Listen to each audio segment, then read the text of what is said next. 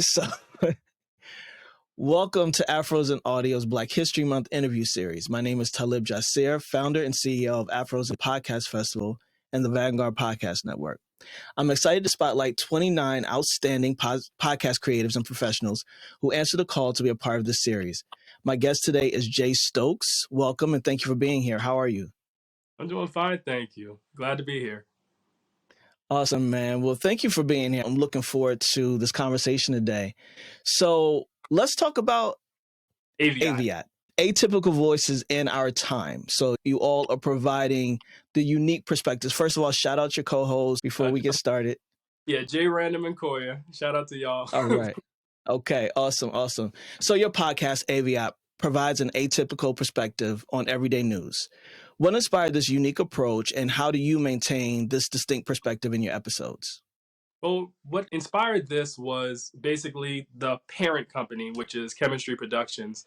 Basically, this is kind of like the voice of the creators of that parent company, just speaking on different topics, different issues you see in media, in the general world. And we felt that it was important to just add our voices to that. A lot of times what you see in mainstream media and even on some podcasts or some platforms that promote themselves as being a little bit different is you see somewhat of a censorship. And I believe that it's important to be honest and to be thorough in your takes on whatever's going on in the world. And so what we wanted to do was just provide our perspective and not hold anything back. Obviously, you don't want to be disrespectful towards any different groups, but you got to say it like it is. And so that's pretty much what got us going with this.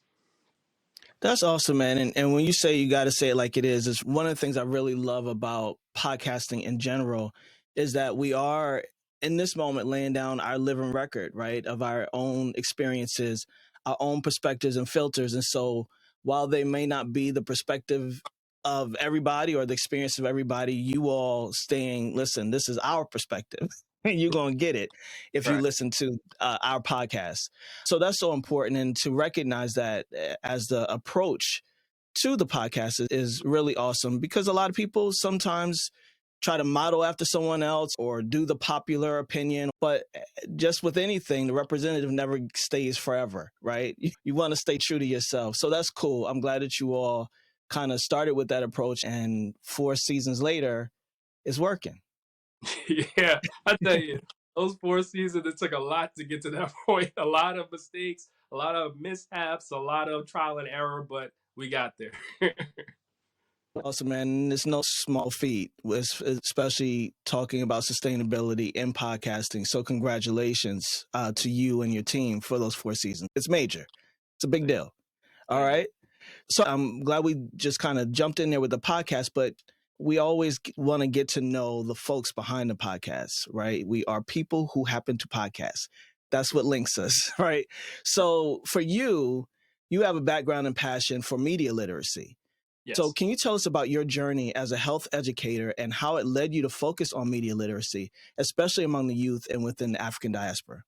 Oh, man. So we have to go all the way back to high school. So high school, I was just so certain that I was going to be a doctor. I just said doctor, right? And I'm thinking, well, every doctor just practices in the operating room. They practice medicine, what have you. I go to college, major in exercise science with a concentration in pre-medicine. So I'm doing the classes, organic chemistry, exercise science, anatomy and physiology.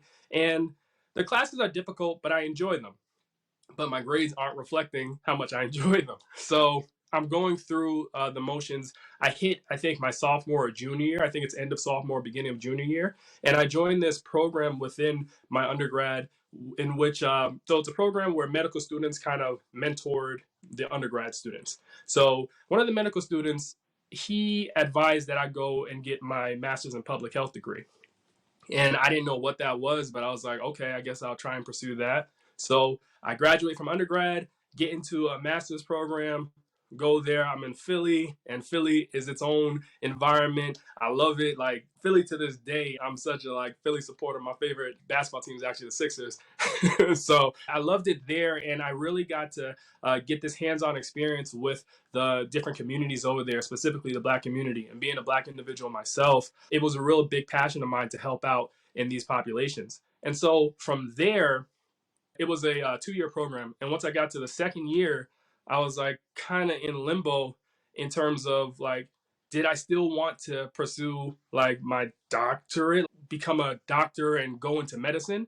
And during that time, I actually, I think it was like 1 year, the first year I was in the master's program, I ended up going to the hospital during New Year's. I think I had like gastric reflux or something like that. And so I was there and I'm talking to one of the physicians that's in there that's helping me out.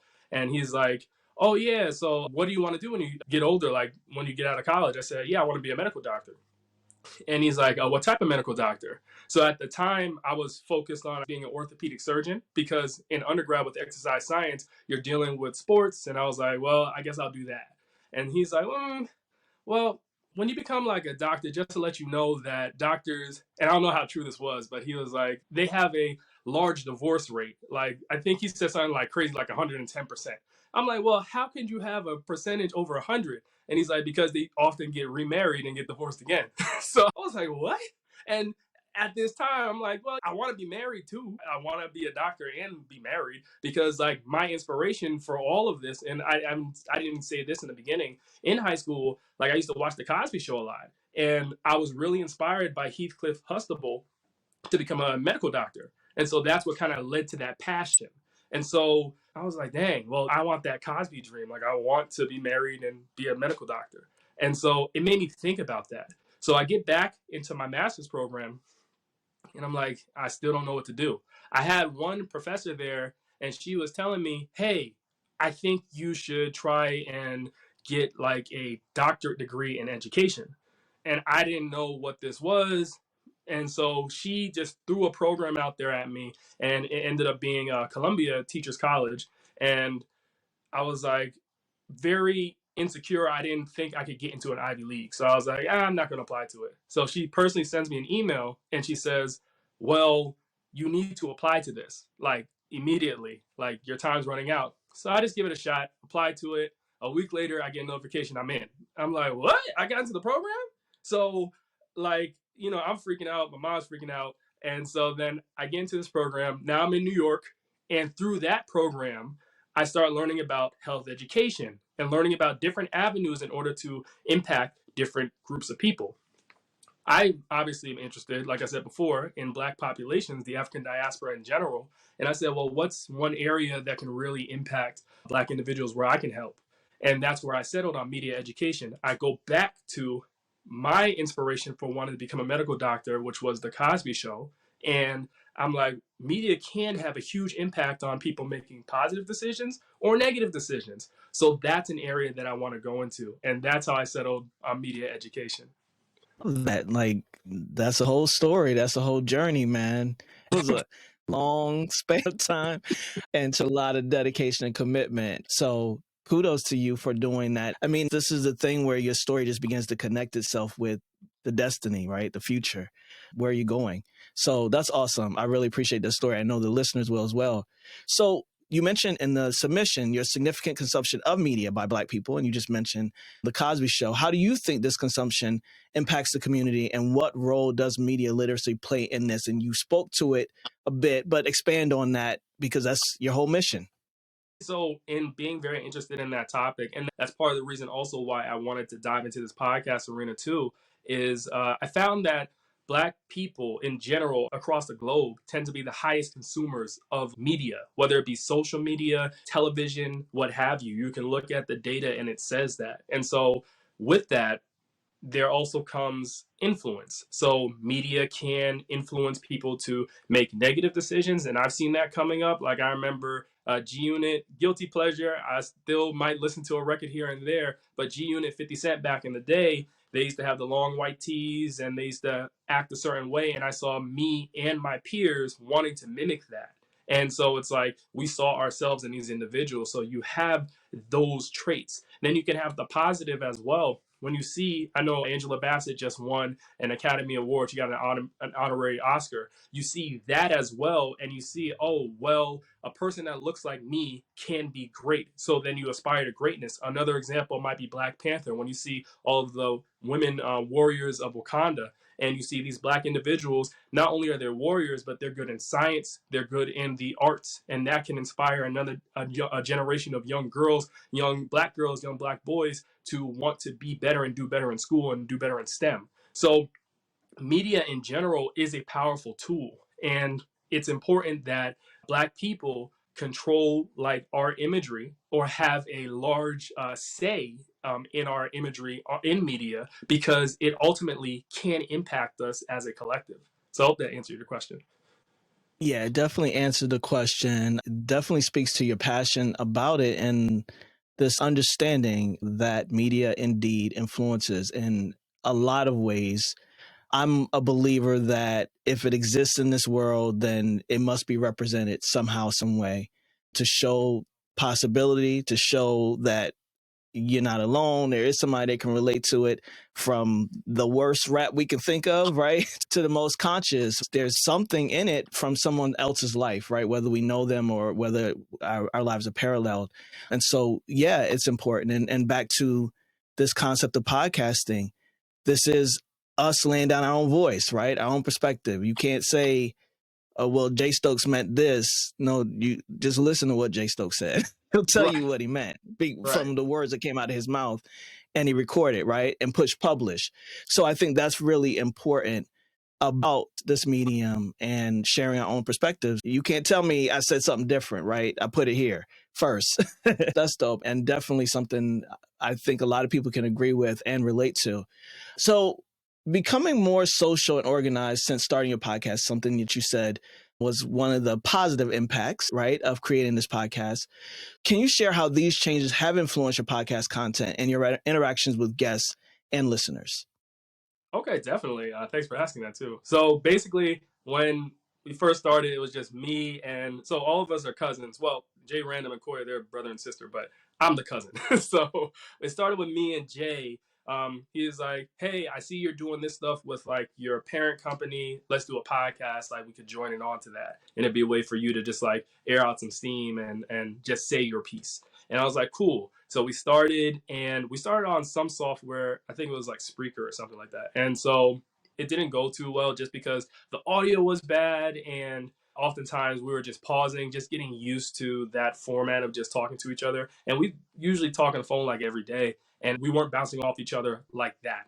And so after a while, I was like, all right, well, let's switch on to like Zoom or something. So we got on Zoom and started recording on there. It seemed a little better in terms of the audio content, and then audio quality, I should say. And then he also recommended, hey, let's get some new microphones. And then I got really serious in terms of like the editing. Like I used to do audio engineering just for music back in the day. And so I got really serious with that. And we started seeing the quality of the podcast get better. And I wanted to add my own spin on things, like adding sound effects and then adding background music. And so everything just kind of progressed at a point in time. Regarding the topics, a lot of times we were, and we still are, very unfiltered. However, I think there's a way, especially if you're a media educator or a health educator like me, there's a way to be unfiltered and say your piece without being straight out disrespectful or just dumping on a whole entire population of people. And I found myself doing that a lot of times. Just the anger of being a Black man in this world, you know, you're going to dump sometimes. And I think there's a more comprehensive, a better way to get your viewpoint across. And no matter what, people are still going to take it any type of way, but I think there's a more palatable way to do it. So basically, his sister Koya joined on board, and I felt that I was talking better, but Koya was very unfiltered, very just like saying her piece, and I became more of like a moderator on the podcast, giving my viewpoint, but then Jay Random and Koya, they would say their piece here and there. And so we got a good dynamic going, and then after a while, Koya, she just kind of went and did her own thing. Then she started popping back in and out, and then Jay Random also started doing that, but I kind of kept everything just like in order, tried to keep the podcast going forward. And so here we get to today, where Great format, in my opinion, is there. The conversation bounces back and forth. I'm more confident in how I speak, so I'm able to approach topics with more vigor. And I also read about these topics ahead of time. A lot of times in the past, I would just come off the top of my head and just say whatever. But nowadays, I try to educate myself a lot more with the topics that I talk about. I'm reading a book right now called The Media and Me, I believe it's called. And they talk about like being informed rather than just opinionated, because a lot of people, they just come out here and blah.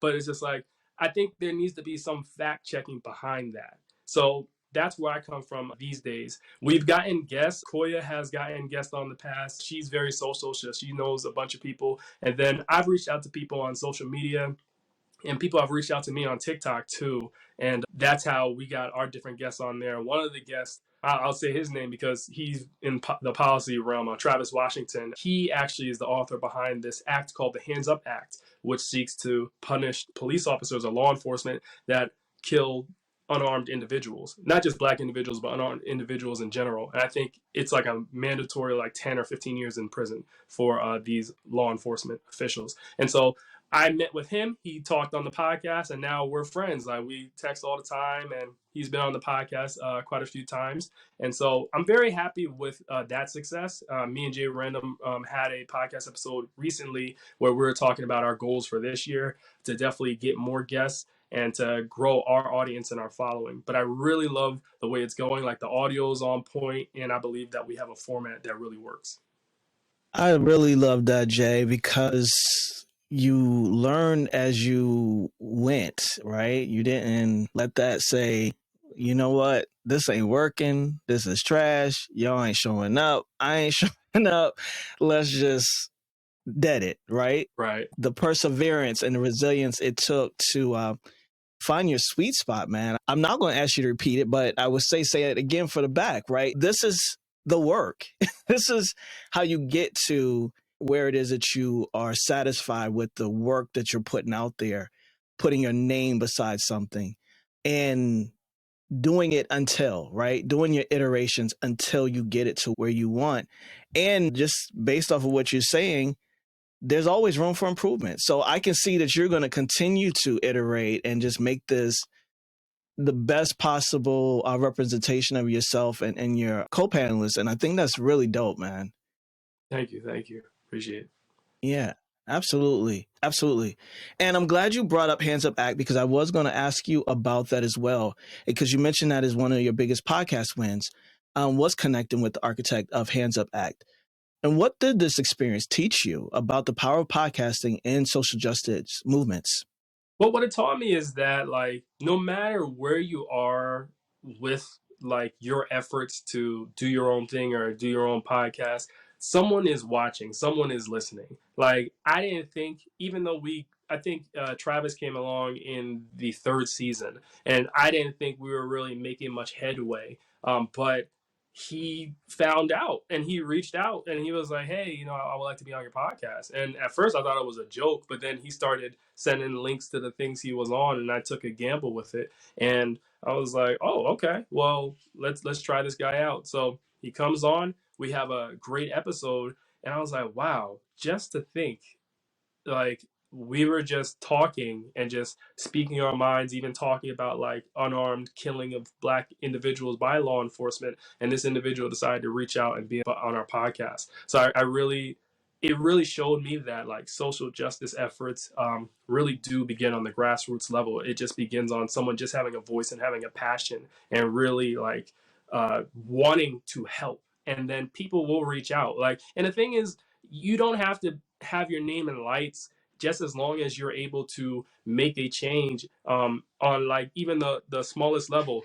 Travis was able to come on and spread information about this policy that he's trying to have passed. And now when he goes into other rooms, he could say, well, I also spoke on this podcast and I was able to communicate my message here. And that can help get this policy passed. I hope it does get passed. We've been talking back and forth about it for quite some time, and there has been a lot of pushback, but I really believe that podcasting can be huge and monumental when it comes to social justice movements. Absolutely. And it's needed and necessary, right? If this is going to be a platform where we get to use our voice and there's no barrier to that opportunity, to use our voice, then let's be here and let's do it. And I'm with him. I believe that enough of them go to jail over it. It's no reason to do it anymore. They don't want to go to jail. So that's a deterrent right there in and of itself. Exactly. But we deal in two Americas and we know. But definitely, I'm glad that you were able to do that interview. I'm glad that it's out there. And I want to encourage folks to go and listen to the podcast. But we must get involved in policies such as the Hands Up Act and anything to do with mass incarceration and police brutality and all of those things. So Thank you. Thank you for doing the work. Your advice for education and opinion formation, and you talked about this, like you went from being an opinionated brother to being an informed and opinionated brother. Right. Doing your research and all of that. And that's really important because words are powerful. Right. And so there's a responsibility inside of it in a lot of ways. So for you to say, listen, I know we have a lot of opinions and they're great because they're our opinions, but let's also add statistics, facts, research, because that impact, it also causes folks to do more. Right. To get off the podcast and then say, OK, well, let me go learn more about this situation. Let me go learn more about the Hands Up Act and that sort of thing. So your advice is to educate oneself, right, before forming opinions, especially on controversial subjects. How do you apply this principle to your podcast and what impact do you think this approach has on your audience? Again, we talked about it a little bit, but this is one thing that you feel is important. And I think it's important for a lot of podcast creators to think about. Yes, it definitely is. I could actually go back to one topic that just came to mind automatically, and it was a topic of interracial dating within the African diaspora, right? And so basically, I came across this article. I forgot who wrote it, but it was way back when, and it was a Black man who actually was advocating for Black women to try and date outside their race because there aren't enough positive or good Black brothers that are available. And so I read his article, and I remember I was mentioning it on an episode of the podcast. I forgot what episode because obviously it's been 4 seasons. So, but I was mentioning it on the podcast, and I was saying that his reasoning for this was not correct, and I felt like it was straight up based on opinion. And the thing is, his piece hit like major news outlets. And you see a lot of people online, both Black women and Black men, supporting what he wrote. And me, the old me, would have just came out and been like, nah, that's not true, blah, blah, blah. But I said, no, let me read up on this. And plus, even with my health education background, I already knew what research to look at and how all these stats and everything could be taken out of context. So one of the things that he was saying was, well, there aren't a lot of Black men that are getting into college. And so when a lot of Black women are in college, then they have less partners to choose from. And I'm like, okay, that is true, but that's on the surface. Now, if we dig deeper, then we also see that a lot of Black men don't get to go into college because they're falsely incarcerated. They are targeted in schools. They are like sent in school suspension, kicked out of school for whatever reason. And a lot of times it's for the most minute thing that everyone is doing in school, but they're just targeted because they are Black boys and that grow up into Black men. You also look at income. A lot of Black men aren't able to afford to go to college. And I'm like, also, if you're using that as the reason why Black women should not go for Black men, you're also eliminating Latino men. You're eliminating anybody who has a lower socioeconomic status. So what you're saying is you only want Black women to go for white men and Asian men. And by all means, if Black women want to do that, cool. I'm just saying if you're using that as a justification, then that is actually wrong. So that's what I mean by like having facts instead of opinions. So this author just went on and on and on listing all these facts, and I'm like, all of these facts that you're listing apply to men who are poor. So it's not just Black men. And instead of just targeting Black men and telling Black women just date out, what we should do is work on the systems that get Black boys and Black men into these lower conditions. And you also have to realize too that Black women, when they have children, they're going to have Black boys and Black girls. If they're mixed, you got the Tiger Woods effect. They still might be considered Black boys and Black girls, no matter what. So it's like, you can't just eliminate this group. And so I just don't like a lot of those narratives. And it pits us against each other in general, like black women and black men. And I'm what would be considered like a Pan-Africanist. So my thing is like, no matter who you are across the globe, if you're black, then I'm going to have your back. Like that's that's what I believe. I believe we have different cultures that should be respected. Yes. But at the end of the day, we should definitely not be fighting against each other. And you see this on social media all the time. You see these little gender wars, always about dating, always about like sex, always about these topics. And I really feel like they're tired. And we talk about it on the podcast. Like, let's just stop. Let's focus on better things like how to better educate our children, how to make sure black women get high enough pay, how to make sure that black men aren't being falsely incarcerated. It's like every other day you're seeing a story about a black man that's been in jail for like 10, 12, 20 years, falsely imprisoned. Like, let's stop that. And then we can worry about everything else. No doubt, man. You're bringing some critical thought to the space, and I love that. And I appreciate it. That is one of the main issues with our social media influencers. There's critical thought inside of these conversations, and it does not promote critical thought. So it's just a bunch of surface level conversations. So anything that disrupts it, I'm here for it. You know, so that's great, man. And again, there's great responsibility inside of this medium. I'm here for any and everyone, right? Because your perspective matters. If that's all you got, then that's all you got. Right. Have more to provide. Thank you for providing it. I appreciate it. Personally appreciate it. So, I want you to promote, because you talked about it a bit, chemistry, what Chemistry Productions is about and how it intersects with your work in podcasting and media literacy. All right. So Chemistry Productions is a media education company. I got it established as an LLC in 2021. So it's established as an LLC in Connecticut, though I don't reside in Connecticut anymore. But that's where I was born and raised. And so basically, it's a company that promotes media literacy among youth, young adults, and even adults. Like adults can learn too. Our focus is definitely a lot with the Black collective or the African diaspora, because like I said before, they tend to be the largest consumers of media. And so I think that it's not out of bounds to say, okay, well, we should have a big focus on Black individuals in general. And I'm Black too. I don't think there's anything wrong with focusing on your own group. Every other group does it, so I shouldn't feel ashamed to do that. Outside of that, the podcast AVIOT is the official podcast of Chemistry Productions. And chemistry is spelled K3MISTRY Productions for everyone out there. And so AVIOT is the official podcast of it. And like I said, it's a voice for the creators of chemistry to just have their opinions be heard. And a part of educating within media is also creating your own media as well. So in the future, I definitely want to do more with chemistry. But since we're just focusing on the podcast here, the podcast is definitely an arm for it. And I think that it's good in terms of spreading information, letting people know what chemistry is up to, and also educating people through a different platform. So as we celebrate Black History Month, how does AVIOT contribute to the wider conversation about Black history and culture? Oh, that's a really good question. So I believe that AVIOT contributes to that larger conversation by, first off, just documenting the voices of Black individuals. So history in general, we know history has been meddled with. It could be changed over time.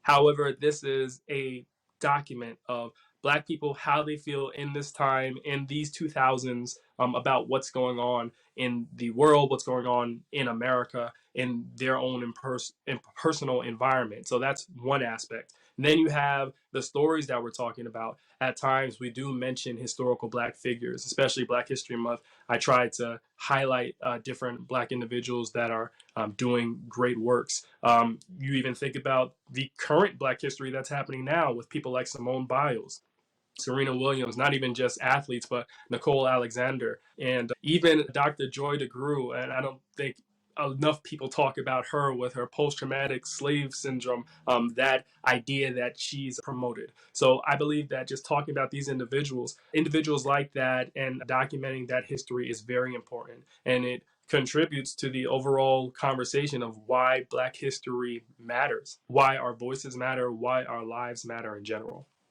Absolutely. Definitely agree. And I love that you talked about present day, right? Black history. Like, we can almost stop talking about the stuff we've been talking about for the last 30 to 50 years, because we can talk about today and still have enough conversation, you know, Right. and enough grievances with the world and the way in which we experience it. And I think there's an opportunity for that in a lot of ways, and especially with podcasting, to be more relevant and present to what's actually going on today, because we need to be on top of that. Let's focus up. So I really want to talk to you about the future plans for AVIOT, or any other projects you're working on. Do you have any things that you envision, especially in your own role? Do you see it evolving in the podcasting space?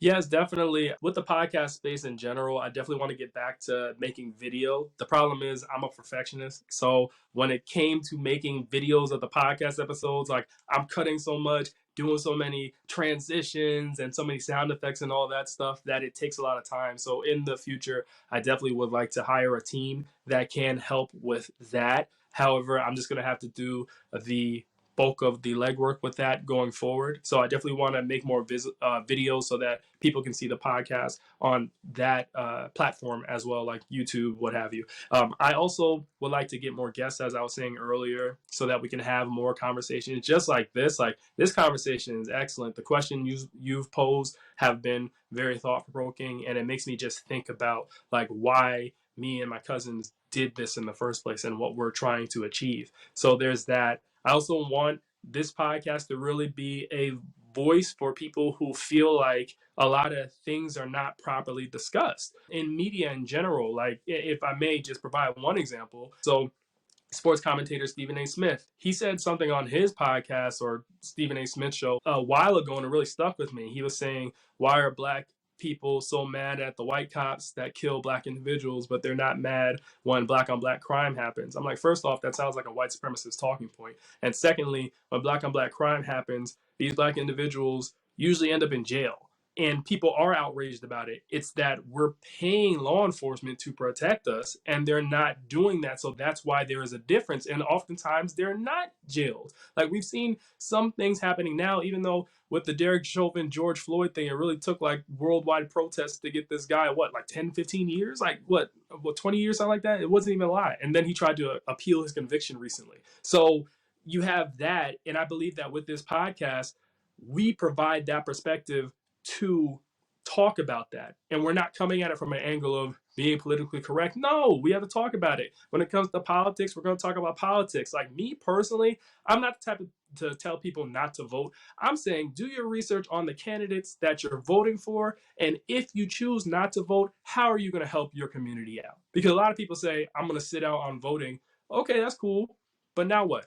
Are you going to help your community out, or you just want everything to burn down? My thing is, by doing this podcast, that's me helping on the grassroots level, even with profits that are coming in from this podcast or chemistry productions in general. I want to use that to help out black individuals or other marginalized groups that are really suffering out there. Like I have a soft spot for disabled children, and I also have a soft spot for children who are orphans. So just like in those departments as well. So I believe that this podcast can definitely make strides in those areas. And with chemistry productions in general, the parent company, I believe that this podcast being an outlet for that, people can really hear our voice and hear our mission and what we're really out here to do. And they can support the media company. I hope that leads into like us developing a media curriculum, how to properly educate black kids on media, what they're consuming, and just let everything expand. Like ultimately, I just want to have a community of critical thinkers that believe in the company. They don't even have to believe in me. I want them to believe in the company's mission and vision. So that's absolutely. I love that, man. I want to ask you what support from the community of podcasters would look and feel like. I don't know if I should ask you that offline, though, because obviously we have the community, we have the event, we want to provide the support. If it's a quick answer and you feel like, yeah, I know right away, shout it out. If it's not a quick answer, then we're going to figure out how to provide some support and resources to get your mission realized. Yeah, just off the top of my head, it would just be like collaborations like this are good, being able to promote each other's like platform. I feel that a lot of times when people get like high up in terms of their numbers or in terms of their listeners, people who quote unquote follow them, then they feel like they're above helping out someone who's not as polished. Travis Washington with the Hands Up Act, he reached out to me on TikTok Chemistry Productions TikTok page, we have like 49,000 people who like our content and follow our content. I don't like to use the word follow because it sounds too cultish, but that's for lack of better words. And even though he didn't have that big platform, I took a chance because I believed in his vision. And so I believe like doing that's important. Also, I think meetups would be good, whether virtually or in person, to share ideas, to see how to support one another, because someone's vision in terms of if they have a company set up or if they have a platform set up, it could be supported by another individual. Let's see how to help each other out, especially as Black individuals. Like, we need to do a better job of that. And I've heard that time and time again from the Phil Donahue show from back in the 1980s to now. We need to do a better job. Like, and it just needs to happen. Like, stop saying we need to do better and just do better. Absolutely. We all have access to choice and decision making, and that's what it is. Choice to do better and a choice to be better with all the nuances on top of that. I'm a life coach. That didn't come out right. I know you need extra support sometimes. Right. So the last question is, I really, really admire this aspect of you all starting and iterating and coming up with something that you are proud of today. And you're just like, yeah, we figured it out. It took us a while, but we figured it out. So for aspiring and even veteran podcasters who go into pod fade or go into this feeling of, I'll never get it, so let me just go ahead and call it, right? What would you say to aspiring and veteran podcasts? It might be two different messages. It might be the same. For aspiring, I would say that just develop a mission and a vision, or what you a lot of people like to seek like fortune and fame out of these things, but I don't think, me personally, that is good to go off of, because fortune and fame, like those avenues could be so fickle. So it's just like, maybe just say, I want to develop a community, and what does that community look like, and what do I want to accomplish with this community of people. Just focus on that and move forward in that direction. Realize that your vision and your mission will happen if you keep at it. Like, I'm a real big proponent of persistence, and that's been in every aspect of my life. You've seen how I even got to this avenue of becoming a media educator. It's because I wanted to be a medical doctor, and I still became a doctor, just a different type of doctor. So it's just persistence. Just, you have to be persistent in that regard. For veteran podcasters, and I don't think I'd fall into this realm just yet, but I would say, if you've been doing it for a long time and you're not necessarily getting the results that you have, I don't think you should quit. I believe that you should continue to move forward with that. Maybe you can switch up what your expectations are, and it's okay to do that. It's not a failure, it's a pivot. Some things are not meant for you, and some avenues are. You just having a voice out there, that matters, and I don't believe enough people like believe in themselves regarding that. Like, your voice matters no matter if you have 2 people who are listening or 2,000. Your voice matters to those 2 individuals, to those 2,000 individuals. It's a real big deal. And whatever you're doing now, your voice is in history, ma'am, sir. Your voice is in history. So no matter what, your voice will live on, and you never know. When you're long gone, someone might pick up the podcast later on and be like, "Oh, this is great," and there you go. You got what you wanted, the fame and notoriety. Right. Posthumous, but it came. Right. So tell folks how they can learn more about Chemistry Productions, how they can listen to the podcast and social media. So AVIOT, it's spelled AVIOT. It is available on all the major streaming platforms, at least. I tried to get to as many as possible. So you got like Spotify, Apple Podcasts, what have you. So it's there. I'm working on getting it to YouTube. You can actually go to the Chemistry Productions YouTube channel. That's K3MISTRY Productions. And you can see like past videos that we did of the podcast. With chemistry in general, we're available on most, if not all, these social media platforms. Like, I've tried to start a Twitter page. I'm still trying to become Twitter savvy. That's another animal altogether. Have the Instagram page, the TikTok page, the YouTube channel. So eventually we want to get a website. I wanted to start the website last year. My wife advised against it because she said, I think you need to do a little bit more. So I'm taking her advice, and I hope that you all definitely look at those platforms and leave comments. Like, I love comments, and I've gotten a lot. I've gotten racist ones, and I've got ones that are helpful. And I use those comments in order to fuel like more material, to fuel my drive to create more material, and in order to talk about more topics. That creates community. And that's the ultimate goal, to create that community. Absolutely, man. That brought up a question for me. So that wasn't my last question. Okay. How do you navigate knowing that it can be scary for people, knowing that they're going to say something and it don't have to be a lot, and it can be something, and it could be your truth or it could be a lie. But either way, there are some polarizing individuals that are going to show up in your comment section on your social media, and having a podcast that deliberately and intentionally goes against the bull on the internet. How do you navigate that? How do you go into that with the courage to say, yeah, they're going to talk, but let them talk? If that's how you go into it.